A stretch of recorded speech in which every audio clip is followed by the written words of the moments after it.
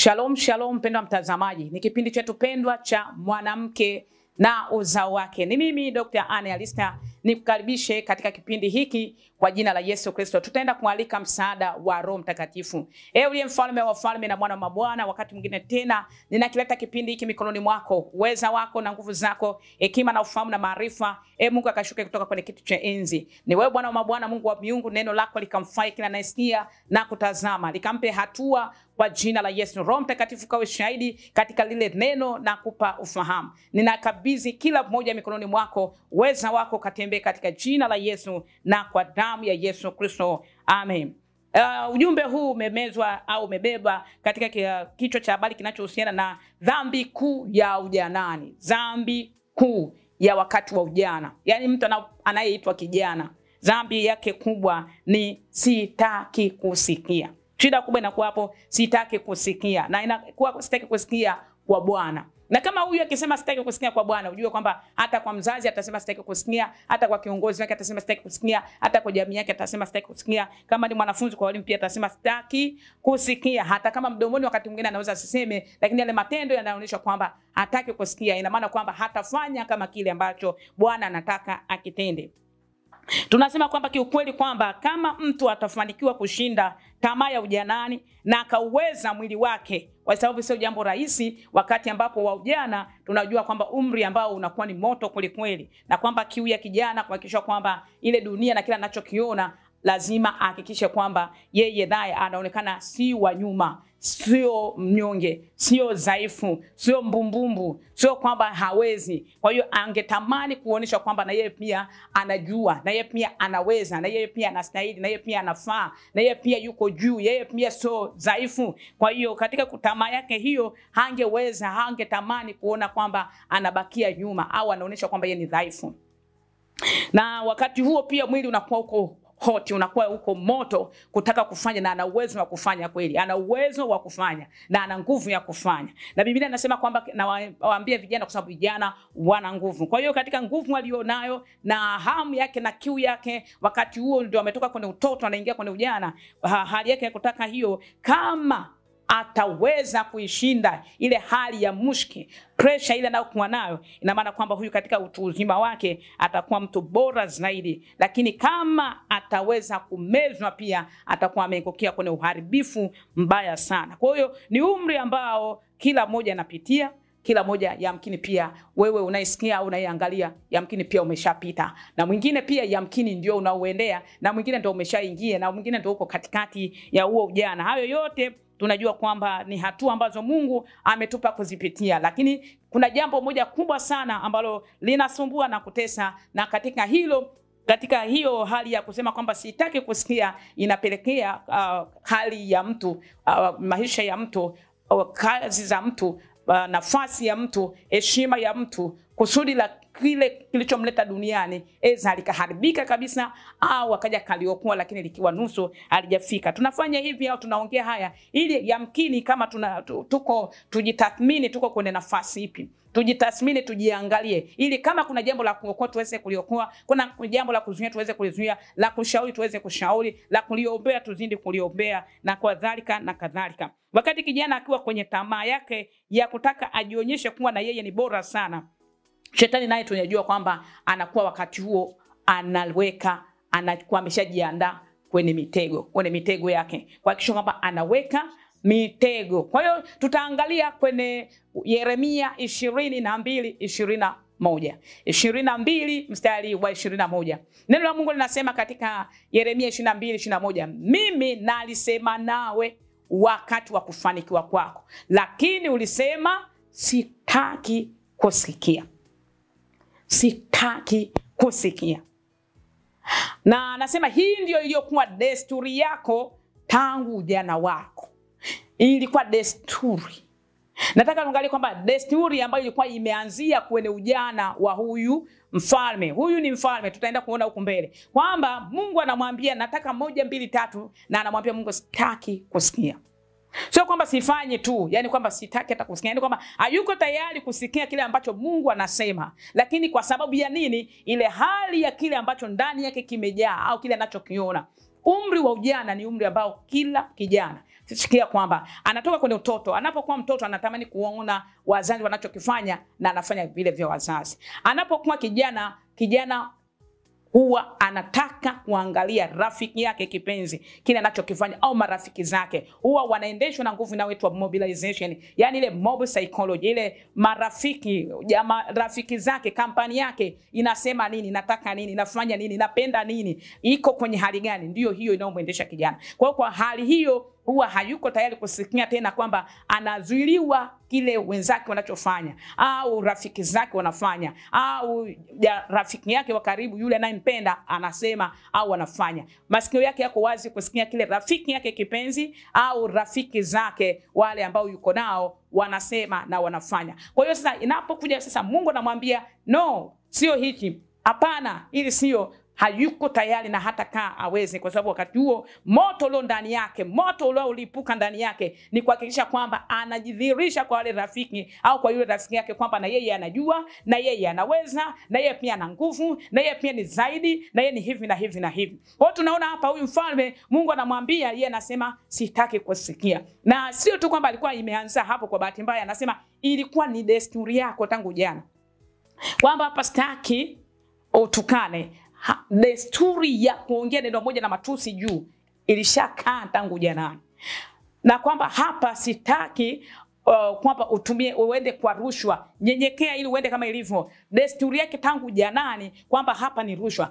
Desturi yake tangu janani neno moja na ngumi. Desturi yake tangu janani ni uzinzi. Desturi yake tangu janani ni hivi na hivi. Kwa hiyo ile desturi unajua kwamba inakuwa mazoea, inakuwa tabia. Kwa hiyo ile tabia sasa ameshakuwa mfalme na anakutana na Mungu, na Mungu anamwambia hichi sitaki. Wakati huo ilishakuwa desturi. Unajua kwamba desturi ni kama mazoea. Sikia, tutaangalia kwenye Yakobo. Tutaruka kwanza kidogo, tutaangalia Yakobo sura ile ya kwanza. Yakobo sura ya kwanza anasemaje? Yakobo sura ya kwanza mstari ule wa 14 na 15. Lakini kila mmoja hujaribiwa na tamaa yake mwenyewe, huku akivutwa na kudanganywa. Tamaa yake ni nini? Na wakati huo tukumbuke kwamba adui huwa analiwinda sana hili lango la ujana. Huwa analiwinda sana hili lango la ujana. Wengi sana wamekuja kuregret baadaye, wamekuja kujutia baadaye. Ni kama vile alivyokuwa Kaini, kashaua ndugu yake. Wengi wamekuja kuregret, kashaingia kwenye mahusiano ambayo hana uwezo wa kuyabadilisha, hana uwezo wa kutoka, kashazalishwa, kashazalisha, kashaua, kashamwaga damu, kashafanya haya na haya na haya, Hebu fikiria, ni kweli kwamba tunakuja kwenye neema ya wokovu. Sasa fikiria umekutana na kitu kama cha Kaini, kashatoa uhai wa ndugu yake. Leo wokovu kweli umekutana nao. Yesu amekuokoa, samehe dhambi, lakini kuna vitu ambavyo havitakaa virekebishike. Angalia, kama Mungu alisema kwamba kila tunda utakufa, Yesu amekuja kuleta wokovu. Kumbuka kwamba ile kufa haijaondoka. Kwa hiyo kuna vitu ambavyo neema ipo, wokovu upo, lakini kumbuka kwamba kuna vitu havitakaa vikae sawa. Kwamba umemtoa uhai wa ndugu yako, umetoa.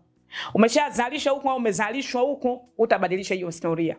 Kuna vitu kadha kadha ambavyo ukishaviharibu leo katika hiyo moto unaowaka nao sasa hivi, hiyo hali yako ya tamaa ambao na shetani yeye yuko anajaribu hapo hapo. Kumbuka kwamba yeye yuko anaweka mitego yake. Na mtego Biblia inasema kwamba unategwa bure wa ndege yoyote. Sasa ni hali yako kunaswa kwenye ule mtego. Na shetani haangalii kingine zaidi ya kwamba ndani yako kumejaa nini. Atakuletea marafiki watakao kuingiza kwenye nguvu ya kuyapenda zaidi ili upotelee huko zaidi. Kwa hiyo hapa anasema kwamba lakini kila mmoja hujaribiwa na tamaa yake mwenyewe, huku akivutwa. Huku akifanya nini? Akivutwa. Unapenda okay. Unapenda mastaa, utavutwa. Unapenda nini? Mziki, utavutwa. Unapenda pesa, utavutwa. Utaletewa mitego ya pesa. Shetani hawezi kuleta mitego ya uzinzi wakati wewe haoni una tamaa yoyote ya kufanya hayo. Haoni kwamba una tamaa yoyote ya kuingia kwenye uzinzi. Hawezi kukuletea vitu vya Ulaya ambavyo wewe huku huna. Ataleta kulingana na vile ambavyo viko kwenye moyo wako. Kwa nasema lakini kila mmoja hujaribiwa na tamaa yake mwenyewe, huku akivutwa na kudanganywa. Unapenda nini? Dogo dogo. Unapenda nini? Kula sana. Unapenda nini? Uonekane, ujulikane, uwe kila mtu akuseme. Unaona, yani kuna mwingine anaweza kavuta bangi kwa sababu tu amemwambia wewe unaweza. Hata mimi sishindi bwana, nipe, atalipuliza. Atapuliza leo, atapuliza kesho, kashakuwa mlevi wa madawa ya kulevya, ameshakuwa mlevi wa bange. Ataanza leo atakunywa pombe hii, marafiki zake watamwambia na hii pia zaidi na hii pia zaidi. Hataki kuonesha kwamba yeye hawezi, ndivyo na yeye atakavyokunywa na ndivyo atakavyopotelea kwenye ulevi. Ataanza leo, wewe utabakije hivi, wenzio tunaenda hivi, tunaenda disco, tunaenda club, ndivyo atakavyoenda na kupotelea huko. Kwa kila mmoja hujaribiwa na tamaa yake mwenyewe, huku akivutwa na kudanganya. Wenzio tunaenda sasa hivi, kuna wadogodogo kule, kuna wasichana huku, kuna wa hivi na hivi. Kijana mmoja nilikuwa naye kaniambeje, sasa hivi nimekibadilisha kijiwe. Kuna mahali kuna wasichana madada poa, tena wananunuliwa kwa shilingi 2,200 tu. Kwa kila siku, yani halali bila hao 2,200. Wa 2,200 tu. Tena anasema tu 2,200 tu. Sasa angalia madhara yake. Madhara yake baada ya muda atakapokuja sasa anajaribu kuseto, atakuwa ametengeneza nini na vifungo vingapi kwa hao madada poa wangapi? Na kila dada poa na madhabahu yake na laana zake na vifungo vyake na majoka yake na majini yake na nuksi zake na laana na kukataliwa. Fikiria atakuwa amejiungamanisha na madhabahu ngapi na vifungo vingapi, na ataachilia nini sasa kwenye ndoa yake au kwenye madhabahu ya kitanda chake. Kila mmoja huvutwa kwa tamaa yake mwenyewe. Anasema halafu na kudanganywa. Anadanganywa, yani kwamba ndicho atakachoambiwa. Shetani akamwambia, yani wewe unaweza kweli kweli, unajua kweli kweli, hapo ndiyo, hivi ndivyo. Angalia wale bodaboda, unamkuta bodaboda yuko kaninginiza miguu juu, kainua matairi juu, anaruka kwenye barabara ya lami, utazania ile barabara kainunua yeye. Sasa wangapi wanakatika miguu, na wangapi na hajajua na hajali na haelewi, lakini baada ya kukatika miguu angalia anavyojutia, na mguu ambao hatakaa kurudisha. Kwa kila mmoja anajaribiwa kwa tamaa yake mwenyewe, huku akivutwa na kudanganywa. Alafu tamaa ikisha kuchukua mimba inazaa dhambi. Ile dhambi sasa anasema inakomaa, ndio inaoleta mauti. Ndio inaoleta mauti. Inawezekana tayari mauti imeshaingia kwa sababu ilivuta tamaa ya moyo wako. Ndio hiyo shetani akaja kujaribu. Hiyo anajua kabisa kwamba ndani yako hichi ndicho unachopenda. Unapenda misifa, utasifiwa kweli kweli. Na ukisifiwa kichwa kinapanda. Kikishapanda basi uko tayari kufanya chochote, kutoa chochote, kutenda chochote, kuongea chochote, kujizungumshia chochote, kujitukuza chochote. Na katika hiyo tunaona kwamba mwisho wake inaleta madhara makubwa. Bwana Yesu Kristo na atusaidie sana wakati tunapoangalia hivyo. Mwanamke na uzao wako, ni wakati wa kuangalia sisi tulikopita, lakini pia vijana wetu tulionao na watoto pia ambao pia wanaenda kwenye ujana, lakini pia na wengine tayari tuko kwenye hiyo stage ya ujana, wengine bado wanaingia na wengine wataendelea kuingia. Ni wakati ambao tunatakiwa kuombea sana ili lango la ujana, kwa sababu ya ile mitego mingi ambayo adui tayari kashaiandaa kwa ajili ya kijana anayeingia katika huo umri, katika hiyo eji, aweze kunaswa nayo, avutwe nayo, adanganywe nayo, ajaribiwe nayo. Katika kujaribiwa huko anajikuta kaanguka nayo. Na neno la Mungu linazungumza katika ile Yeremia 22 mstari ule wa 24, anasema kama niishivyo mimi, asema Bwana, hata Konia mwana wa Yehoyakim mfalme wa Yuda angekuwa pete yenye muhuri katika mkono wangu wa kuume, ningekung'oa. Hapa ni Mungu anasema kwa habari ya hasira ambayo Mungu na yeye anasimama nayo, anakuwa nayo. Anasema Konia ni mfalme, na huyu ni mfalme, ni uzao wa Daudi huo ambao umetoka pia kafika Suleiman ndio huu. Na ukiangalia kwenye kitabu cha Wafalme utaona kwamba ameandika, aliingia kwenye ufalme, alichukua nafasi ya ufalme akiwa na umri mdogo sana, umri wa miaka 18. Kwa hiyo ni kijana. Na kama ni kijana, ina maana kwamba vijana wenzake kile walichokuwa wanamwambia ndicho alichokuwa anatamani na alichokuwa anapenda kufanya. Ndicho alichokuwa anakifurahia na ndicho alichokuwa anaendelea kukifanya. Na katika kuyatenda hayo, wakati Mungu anamwambia hiki sitaki, hiki acha, hiki sitaki, hiki acha, hakutamani kufanya, hakutamani kusikia cha Mungu. Ndivyo hivyo alivyokuwa anamwambia Mungu, sitaki kusikia. Na Mungu anamwambia, wewe kila nikikwambia, na ilikuwa ni desturi yako tangu jana kuniambia utaki kusikia, sasa nakwambia hivi. Na hapa Mungu anasema sasa, Konia, hata kama wewe ingefika mahali kwamba ninakuchukulia ni kama vile pete ya muhuri kwenye kidole changu. Yani pete kwa katika hali ya zamani, mfalme yote lazima awe na pete. Barua au chochote kinachoandikwa chenye uthibitisho wa mfalme, lazima ile pete ya mfalme igonge muhuri pale. Na Mungu anamwambia yamkini Konia, nilikufanya kama vile ndio hiyo pete, kwamba kila ninachokiandika kisainiwe na wewe hapo. Yaani kwamba Mungu alimchukua kuna nafasi ya juu sana, lakini kwa sababu ya kusema sitaki kusikia, kwa sababu ya kawaida yako, desturi yako hiyo ilikuwa toka ujana, kwamba wewe nikikwambia utaki kusikia. Sasa anachosema hivi, sikia Konia, hata kama ingekuwa ni wewe ni pete yenye muhuri katika mkono wangu wa kuume, ningekung'oa wewe hapo. Mungu anamwambia nitakung'oa. Nitakung'oa Konia. Alafu anasema nami nitakutia katika mikono ya watu wale wa kutafutao roho yako. Kwa hiyo unaweza ukajikuta kwamba uko kwenye mikono ya adui, na wakati huo unaweza kaomba. Wakati mwingine watu wengi wanakuja, niombe na hivi na hivi na hivi. Kumbe hujui kwamba umegoma kuisikia sauti ya Mungu. Alafu Mungu akaacha adui waingie wakushughulikie. Hapa Mungu anasema nitakutia katika mikono ya wanaokuchukia. Katika mikono ya Nebukadreza mfalme wa Babeli. Nitakutia katika mikono. Alafu nitakutupa nje wewe na mama yako. Na nazungumza kwa habari ya mama. Nazungumza kwamba kwa sababu tuna watoto, tuna vijana katika namna ile ambayo hatuwaombei, na kwamba kama wakiasi njia ya Mungu. Kumbuka kwamba kama wanapotea, ujue kwamba mama anapotea na mtoto wake. Hazungumzi hapa baba atapotea na yule kijana. Anazungumzia mama ndiye atakayetupwa na kijana wake. Anasema nitakutupa wewe na mama aliyekuzaa. Kwa nini kazaa mtu ambaye anamwasi Mungu? Na ndipo hapo ndio maana Biblia inazungumza katika Yeremia kwamba njoo mwanamke omboleza, lia sana.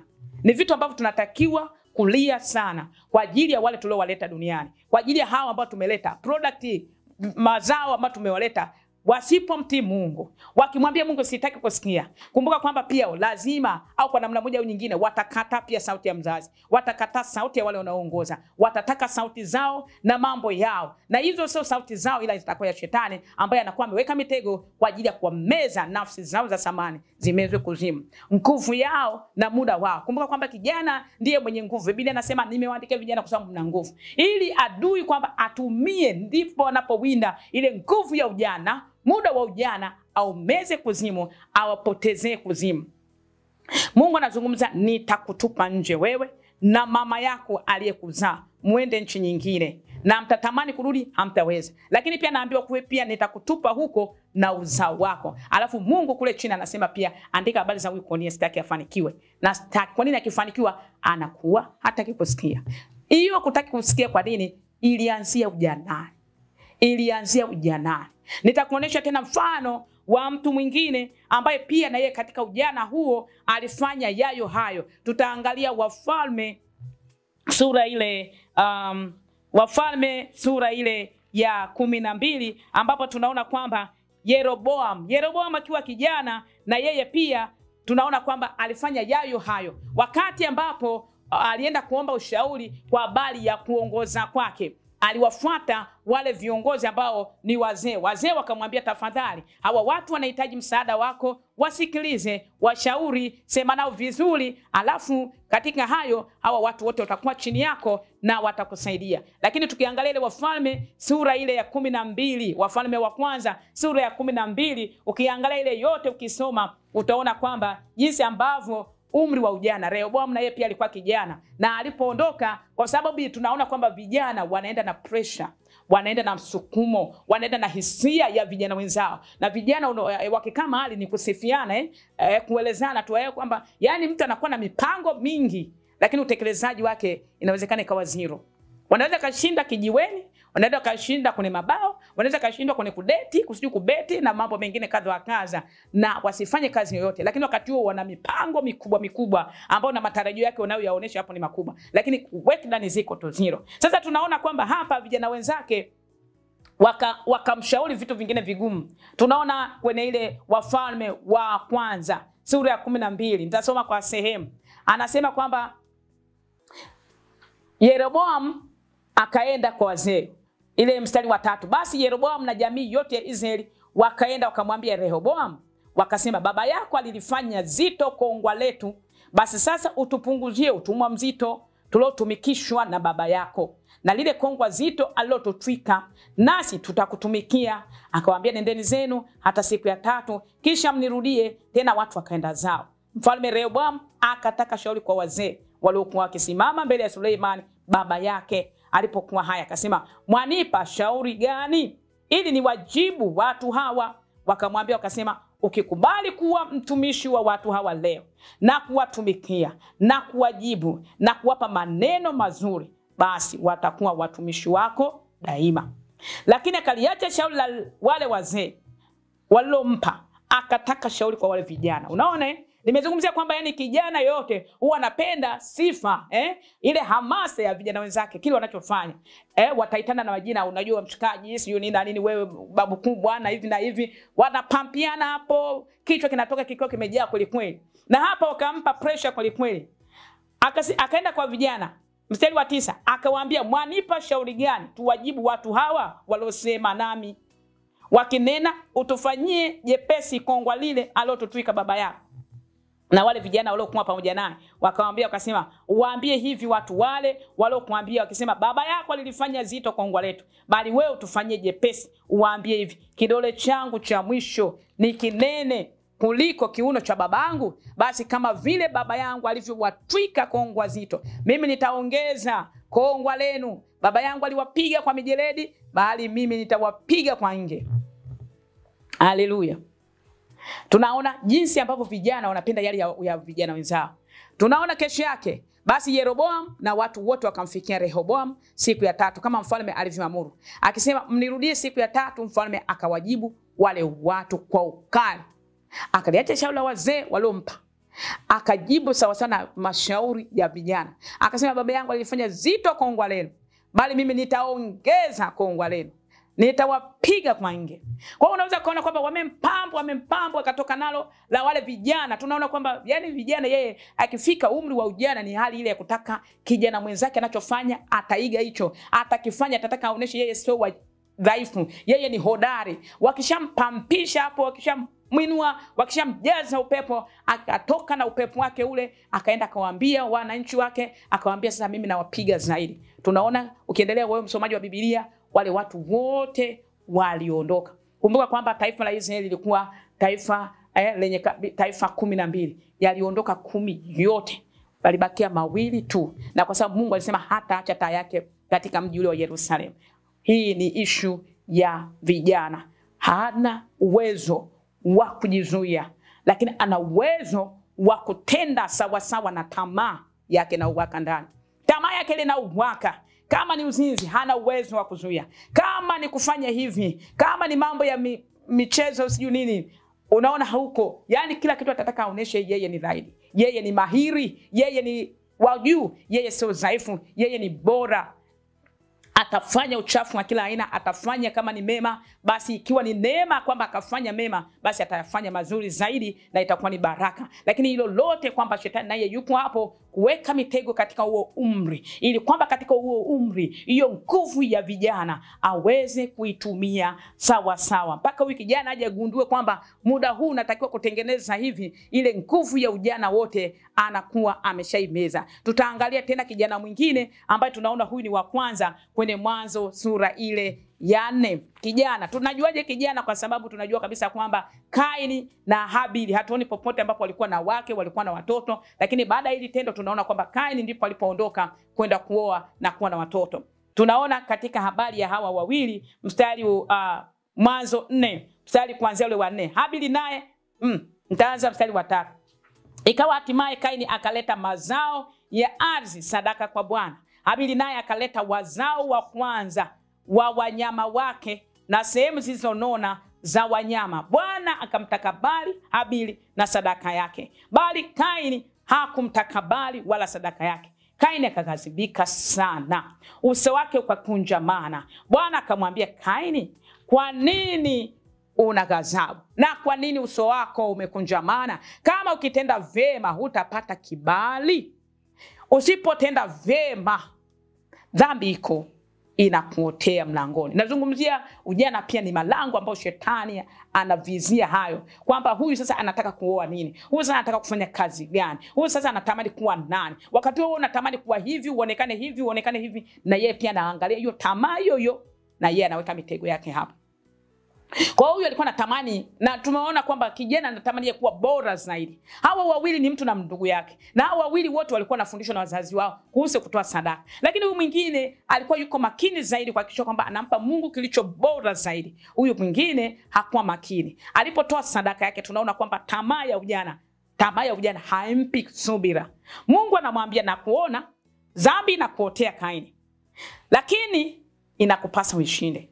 Tunaona kwamba ujana na pressure ya ujana haimpi kusubiri, haimpi kutulia, inampa kutenda zaidi. Kilichoendelea hapa, Kaini hakuweza kusubiri, hakuweza kusubiria pia atende mema, hakuweza kujizuia pia. Lakini pressure ile kuhakikisha kwamba anafanya kile anachokitaka kwa sababu anatamani kuwa bora zaidi. Na sasa ndugu yake amekuwa bora zaidi.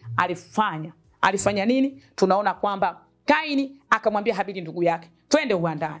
Ikawa walipokuwa hapo uwandani, Kaini akamwinukia Habili ndugu yake akamuua. Bwana akamwambia Kaini, yuko wapi Habili ndugu yako?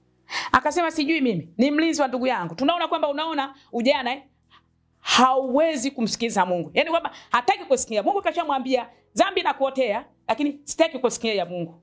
Ninachotaka, kwa nini mimi amenipita huyu?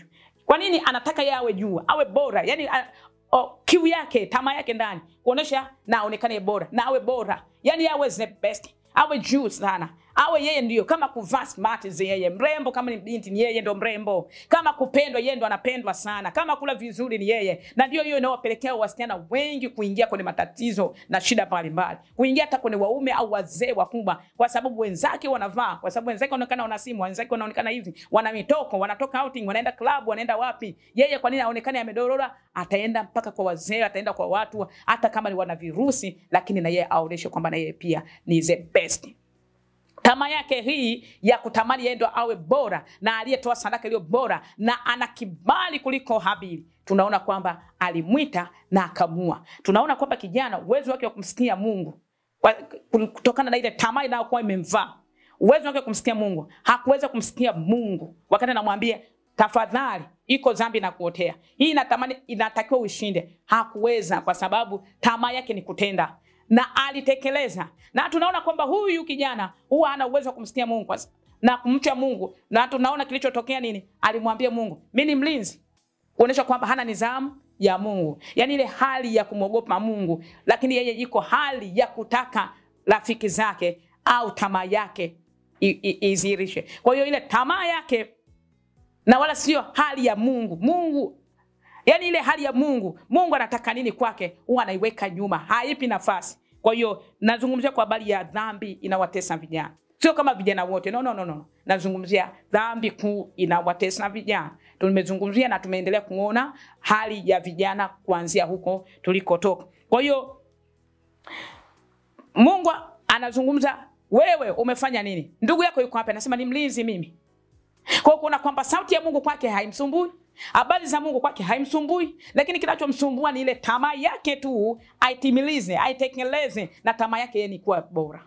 Tamaa yake yeye ni kuwa zaidi ya mwenzake. Na katika hiyo tamaa yake yuko tayari kutenda kile kinachotamani kuliko Mungu anachomwambia. Inatakiwa ufanye kilicho bora ili na wewe upate kibali. Subira yake kijana inakuwa ni ndogo. Kwa hiyo kusubiria afanye kilicho bora ili na yeye apate kibali hawezi. Kujizuia pia siuwe hawezi. Ile tamaa na pressure yake ndiyo hiyo ilimvuta. Tunaona kwamba inazaa. Kwenye Yakobo anazungumzia ile moja kuanzia mstari wa 12 pale. Anazungumzia matokeo yake, inazaa mimba ambayo inazaa mauti. Tunaona ilisababisha mauti. Kwa hiyo wengi imesababisha mauti ya elimu, ya kazi, huduma, karama, vipawa, hata kama wakiwa kanisani, hata kama wakiwa ni watumishi, ataimba lakini wenzake wanamuona yeye kwamba ni mwimbaji bora zaidi. Na ndio maana anaweza atakaleta vituko. Makanisani kuna vituko. Yaani mtu anaweza kaweka hata vyombo vibaya ili wenzake wakija ionekane kwamba wameshindwa kuviweka vizuri, yeye ndio peke yake anayeweza kuviseti vyombo vizuri. Yaani anaweza kufanya chochote ili mtu yeye kwamba yaonekane yeye ndo bora. kwamba akiimba yeye ndo bora, kwamba akifanya hivi ndo bora, anavaa ndo bora, kapendeza ndo bora, katengeneza nywele ndo bora, anavaa anafanya hivi na hivi. Kwa hiyo katika namna hiyo tunaona anavutwa sana kijana. Nguvu yake ya kupenda kutenda kuyatimiza yale yaliyo kwenye tamaa yake ni kubwa kuliko kujizuia. Ni wakati huu wa kuombea vijana waweze kushinda yule mwovu, na hiyo nguvu iwe kwa utukufu wa Mungu. Yaani kwamba kila wanalowaza limtukuze Mungu, kila wanaloliendea limtukuze Mungu, kila wanalolitenda limtukuze Mungu, na kila ambacho kiko mbele yao wawaze jinsi gani kitamtukuza Mungu. Na njia hiyo na kwa namna hiyo basi ndivyo hivyo Mungu atakavyozidi kuinuliwa katika ujana wao, na ndivyo hivyo Mungu atakavyoweza kuleta baraka na kuwa watu wema na kizazi kilichobarikiwa chenye neema. Tuombe. Baba, katika jina la Yesu Kristo, Mungu wa neema yote, ninakutukuza kwa neema na kibali ambacho umenipa kunena kwa jina la Yesu Kristo. Mungu, naomba kwa ajili ya mwanamke yote ambaye amesikia popote, binti yoyote, lakini pia kwa ajili ya kuwaleta vijana. Nafsi za vijana wengi zimemezwa zingali hai kuzimu. Wanatembea wakiwa makopo, wanatembea wakiwa hawajielewi, wanatembea wakiwa hawajui. Kilicho ndani ni kitu kingine tofauti na kile ambacho Bwana uliwashusha nacho. Niko mbele zako kwa si rehema. Yesu Kristo uliyekuwa ni mkuu, ninakusihi kwa jina la Yesu, macho yako Bwana yakafumbuke kwa habari ya vijana. Tazama Kristo, ulitoa uhai, ulitoa nafsi yako kwa fidia, kama unavyosema Marko 10:45, na tena katika Mathayo 20:28, ukuja kutumikiwa, ulikuja kutumika na kuitoa nafsi yako kuwa fidia kwa jina la Yesu, kwa ajili ya wengi. Vijana wengi wamemezwa wakiwa hai, nafsi zao zimemezwa kwa sababu ya tamaa, kwa sababu hawakukubali kugeuka, hawakubali kusikia maonyo, hawakubali kusema niko tayari. Walisema sitaki kusikia, walikata sauti, waliasi, na kwa namna moja au nyingine miguu yao na nafsi zao zimemezwa wakiwa hai kuzimu, nguvu zao kuzimu, nyakati zao zimemezwa kuzimu, na kile walichonacho zimemezwa kuzimu. Na Mungu ni Mungu aliye hai, katika jina la Yesu Kristo. Timotheo 1:2 unasema mstari wa 1 hadi wa 6, unataka watu wote wajue aliyo kweli, kwa sababu Mungu anataka wote waokolewe ili tuishi maisha ya utulivu, tuishi maisha ya utaua. Hili ndilo linalopendeza Mungu ishie milele. Ninakusihi kwa jina la Yesu, kwa ajili ya vijana wote, haijalishi kabila, jamaa, lugha, taifa, kwa jina la Yesu Kristo, wanaokujua na wasiokujua, kama uishivyo Mungu, kwa damu ya Yesu Kristo, wakati unaungana na wanawake popote walipo, kuomba rehema na neema kwa jina la Yesu Kristo, kwa ajili ya ujana wetu wenyewe kwanza, na machukizo mengi na maovu mengi ambao kwa hayo tulikukata kusikia pia. Naomba kwa jina la Yesu kusiwepo na hatia. Damu yako Yesu Kristo ya thamani ikasafisha na kuondoa hatia na hukumu hii. Na sasa tunawaleta vijana wote na hao ambao pia wanaendea ujana na watakao kuja pia katika ujana, mitego na malango ya ujana huo. Mungu mtakatifu, ninawaombea rehema na utakaso katika damu isiyo na ila, damu ya Yesu Kristo. Agano lako jipya likawe kwenye malango ya ujana na kwa kila kijana, kwa damu ya Yesu Kristo. Mungu mwenye nguvu, mfalme wa utukufu, ukapate kuingilia, kuwapigania, kuwashindia ujana wao. Ujana wao kawa thamani kuanzia sasa, na utukufu wako kawe juu ya vijana hao, na nguvu zako na neema yako ikawalinde, ikawaongoze kuweza kutembea na kutenda sawa sawa. Masikio yao yakatakaswe upya na kufunguliwa, yakazimbuliwe ili kusikia sauti yao. Mioyo yao ikafunguke na nia zao zikawe za kwako Yesu Kristo. Kuanzia sasa wakaseme ndio katika neno lako, ndio kwako Bwana. Hatua zao zikaongozwe na wewe. Ninakabidhi mikononi mwako na kuwakabidhi katika mapenzi yako, na utukufu wako kawe juu yao, na Mungu kaonekane katika utukufu mpya, kwa jina la Baba na Mwana na Roho Mtakatifu. Amen.